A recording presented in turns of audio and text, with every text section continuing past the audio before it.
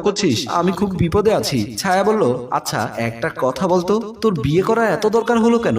রাকিব মনে মনে ভাবলো, সবকিছু কি বলা যায়? যদি বলতে পারতাম তাহলে তো অনেক ভালো হতো। আমার দুঃখের কথা কাউকে বলতে পারছি না। ছায়া দেখলো রাকিব লজ্জা পেয়েছে, তাই মাথা নিচু করে রয়েছে। তাই আর লজ্জা দিতে চাইলো না। তুই না বললেও আমি কিন্তু বুঝতে পারছি। রাকিব লজ্জায় মাথা নিচু করে ফেললো। ছায়া মুচকি মুচকি হাসতে লাগলো। রাকিব বুঝতে পারলো ছায়া মজা নিচ্ছে, তাই রাকিব আর দেরি না করে সেখান থেকে চলে আসলো। ছায়া ড্রয়িং রুমে বসে হেসে যাচ্ছে।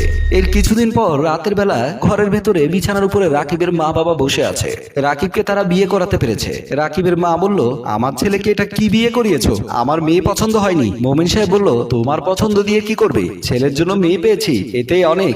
আমি তো ভেবেছিলাম কোনো মেয়েই পাবো না। দোলা বেগম বলল, আমার ছেলে সিংহ পুরুষ। অন্যদিকে দেখা গেল বাসর ঘরে বউ সেজে বসে আছে একটা সুন্দরী মেয়ে। মেয়েটি দেখতে মনে হচ্ছে আকাশের চাঁদ মাটিতে নেমে এসেছে। মেয়েটি রাকিবের জন্য অপেক্ষা করছে, কখন তার স্বামী রাকিব আসবে। অবশেষে অপেক্ষার